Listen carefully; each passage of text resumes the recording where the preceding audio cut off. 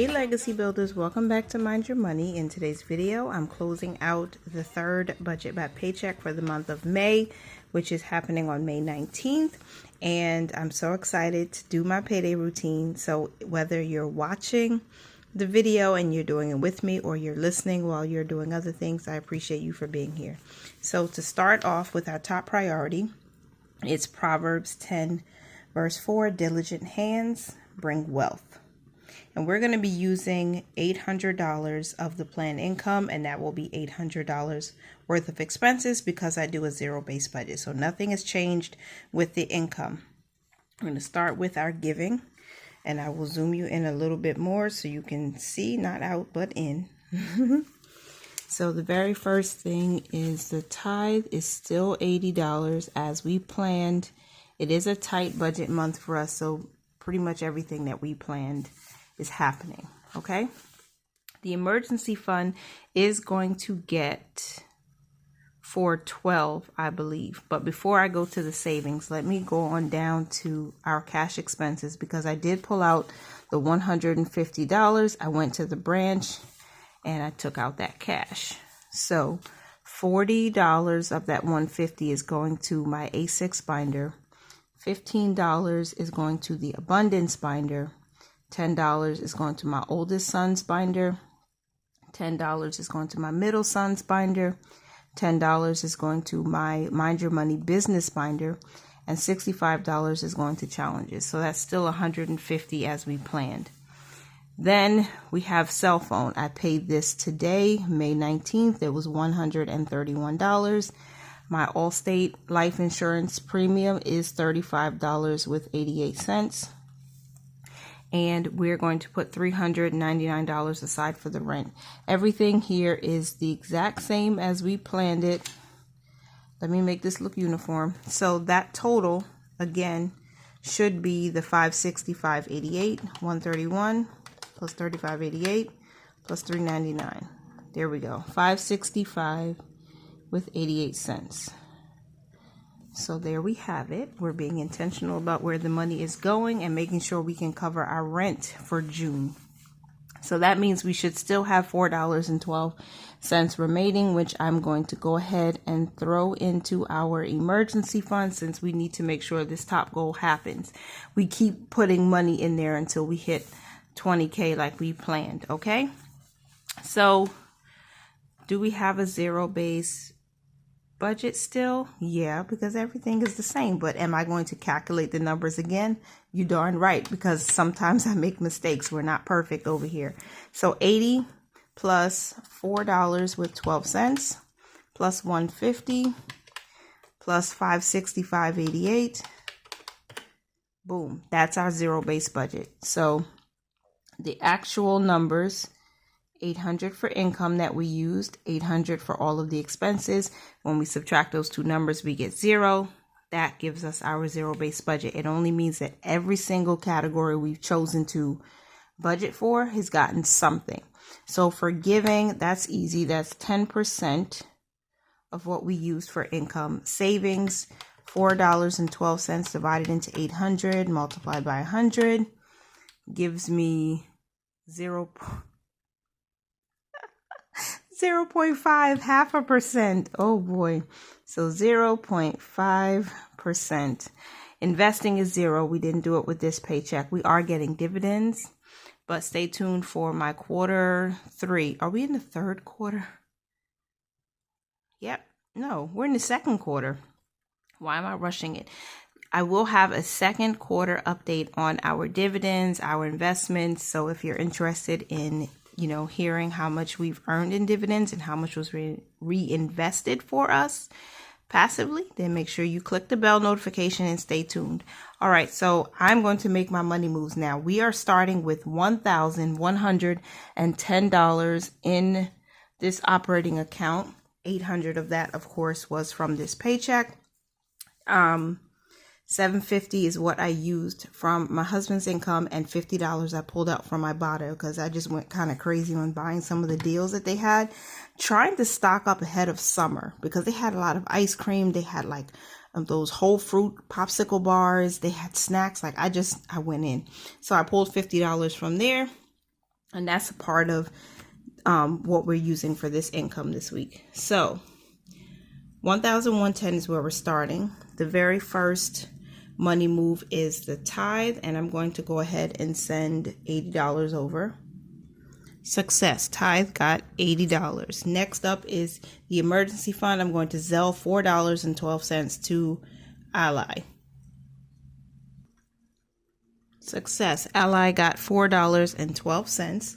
Next up, not including cash because I already have that cash with me, $131. I'm going to go ahead and pay the credit card right now, or maybe I'll send this over to my next month's bills and just pay the credit card from there, because I want to remove this money right now. Because I made the credit card payment, but it's pending right now, so I can't pay it back because it hasn't posted. So I'm going to transfer the money until the credit card payment posts, and then I'll just pay this back from a different account. Success. Transfer of $131 went through. I'm also going to Zelle $35.88 over to the account where the premium comes from for this life policy. Success. $35.88 sent over. And then $3.99 is staying behind in this account as a cushion, so I'm not moving that at all physically. So let's see where we are right now. We have $859 now as a cushion, or what's left over, I should say, in this checking account. So let me do some quick math on my calculator. $859 minus the $3.99 that we left behind, minus the last paycheck. Let's see, we put $435, and we didn't put anything, leave anything behind for rent in the first paycheck. So if I subtract $435, we have a $25 actual cushion in there that's not earmarked for the rent. So I am still going to take from this $859 that we have right now, I'm going to take $9 and send that to the zero out challenge, because if we subtract 9 from 25, we'll still have something left over. I know it's not a big cushion, but we're working on building up that cushion. So I'm going to send $9 to the zero out challenge right now, because it's part of the last 3 digits that's in the account. So, and this helps us save a little bit more money so that we don't spend it all. So zero out challenge gets 9. And success. $9 sent over. So I love saving money, and diligent hands bring wealth. So even though I had to, check the balance and double check how much did we earmark for the rent, so I'm not dipping into that, I love it because I'm saving more money. Do you like saving money too? Because I really, really do. All right. So now that we're done with all of the money moves, I'm going to go ahead and reconcile my account. I use this page. You might have seen it in the very beginning of the video. It gets a little hard to write when you get into the corner here. So I'm going to switch to the second page. And we did start with $1,110. So let me zoom you in so we can start reconciling the account. That's important.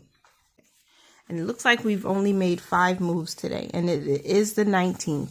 So starting with the first move, it came from or originated in this main Capital One account, which I call our operating account. And I transferred $80 to our tithe and give account. And so that's subtracting 80. So when we take the $1,110, we subtract 80, we get $1,030. So $1,030 was the balance. And that matches with what I see right now. Okay. And then I paused because there's a pending transfer. So it's showing up in our balance, but it's not realized yet. So I'm just going to ignore that. The next move was $4.12 that went to the emergency fund. And it started with Capital One. And it was a Zelle, not a simple transfer, because this happens instantly, even though it's a part of a different account. It's a different account. So Zelle was for the emergency fund. I'm just going to write e-fund, and that was $4.12. When we subtract that, we get $10.25.88. $10.25.88.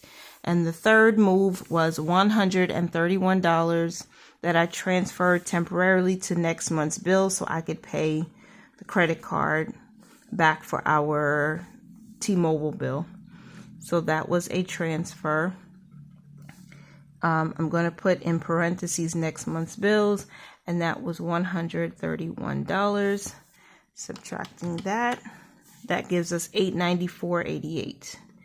$894.88. And then the next Zelle was $35.88 for our Allstate policy. So it started in Capital One. It was a Zelle transfer. And I'll put Allstate number 2 because this is the second life policy. And that was $35.88. Subtract it from the balance, and we get $859. And then our fifth move was $9 to the Zero Out Challenge. That started with Capital One. It was a transfer to the Zero Out Challenge of $9, and that brings us to $850. So 000 are the last 3 digits of this account now, and we have $850 there. That makes me happy. Okay, so now that all of our money moves are done, our reconciliation is done, I'm going to draw a little arrow to show that we closed out the 3rd week of May.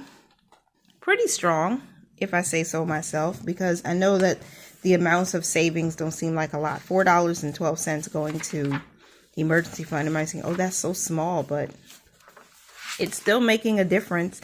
And you know what? The portion that's in Ally is paying us about $30 every month just for having a portion of our emergency fund there.